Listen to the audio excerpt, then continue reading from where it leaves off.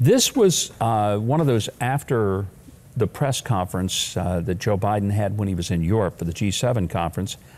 And he made a comment that is stunning about the rioters at the Capitol on January 6th. Let's take a look. We're going to react to that. It's one thing for literally criminals to break through cordon, go into the Capitol, kill a police officer, and be held unaccountable. And it is for people objecting and marching on the Capitol and saying, you are not allowing me to speak freely. You are not allowing me to do A, B, C, or D. The bizarre thing about that, Pam, was that he made the comment that the rioters broke through the barriers and killed a police officer.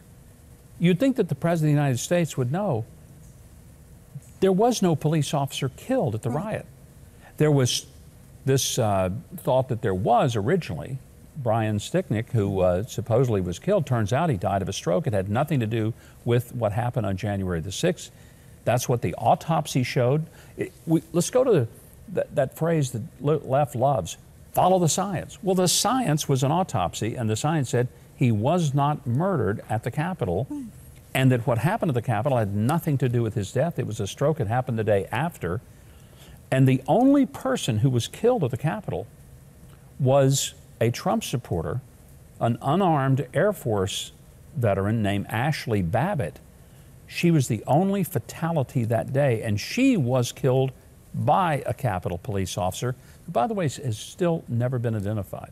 A lot of questions about who did it, why they killed her. Was there any discipline regarding that? The first words we had were there wasn't, that it was considered justified. Don't know exactly how that's justified, but that's a whole different story. Another super chat, John D. has written us, and he just made a statement with an exclamation point, by the way, Biden must go.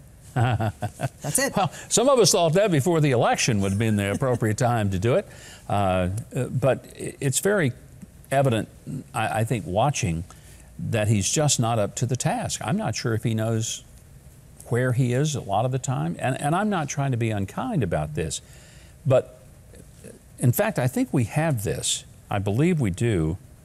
Do we have the clip of Joe Biden when he is trying to talk about Putin?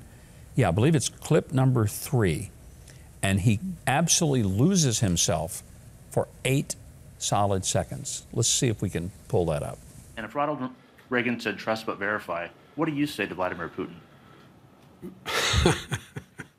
To answer the first question, I'm laughing too. They actually, well, look, I mean, he has made clear that the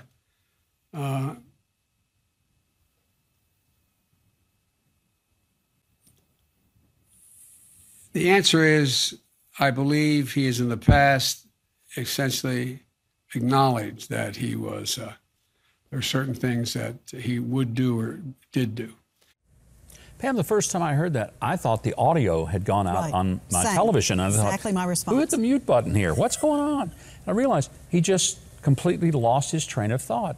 And the rest of it was a word salad without dressing. It was just disturbing trying to see what he was saying because he was off his script. And it was very revealing, I thought. And you know, look, jet lag can account for some things. That ain't jet lag. That's just not having a good handle on what's coming. And he keeps talking about that he's going to get in trouble with the staff. And, well, you know, I don't know if they want me to do this. And I keep wanting to know, who is they? Yeah.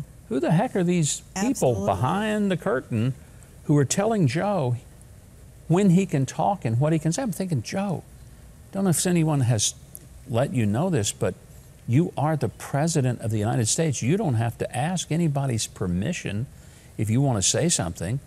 You can say it. Yeah. And I don't know who they is. Do we have that clip? I think it's number 3. If we no, I'm sorry. We do have it. Okay, let's see if we can see this. I'm going to get in trouble with my staff. Yeah, go ahead, but I pretend that you didn't answer you. Thank you very much, sir.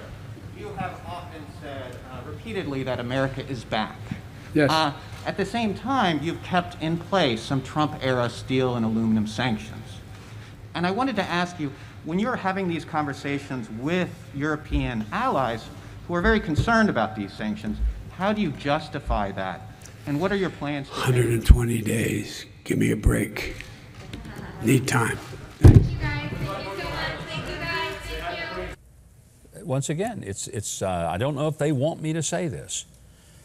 Tell us who they is, because I don't know. Well, I've got something he did Okay. say. Joe Biden gave Putin a list of 16 high-value targets in the USA and said that these are off limits. What is within limits? Is this not insane? Basically saying, cripple us by hitting these. I thought that was one of the most bizarre things. Here's what makes that even more bizarre, Pam. It's one thing had that been just an off-the-cuff remark. It was scripted. It was scripted.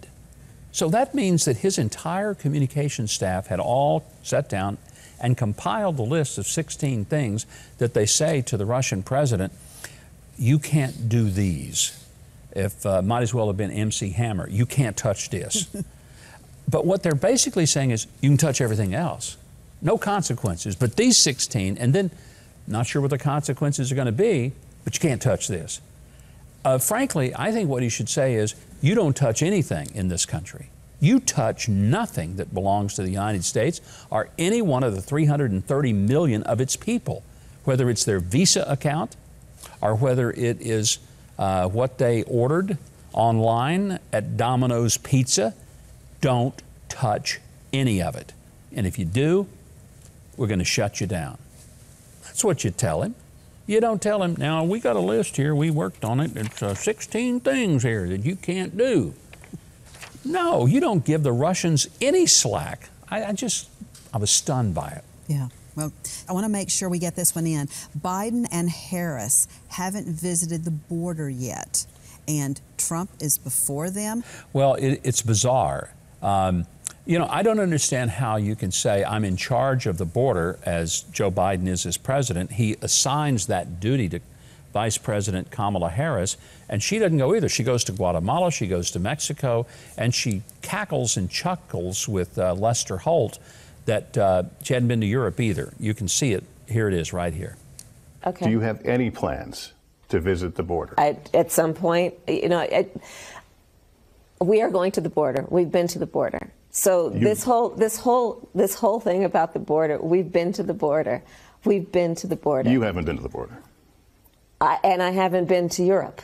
And I mean, I don't understand the point that you're making. I'm not discounting the importance of the border. It's unbelievable. She cackles. That cackle just kills me.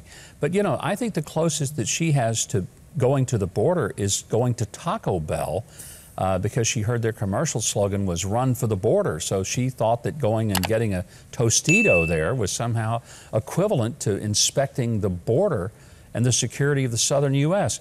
This is really, really getting a little bit on the old side.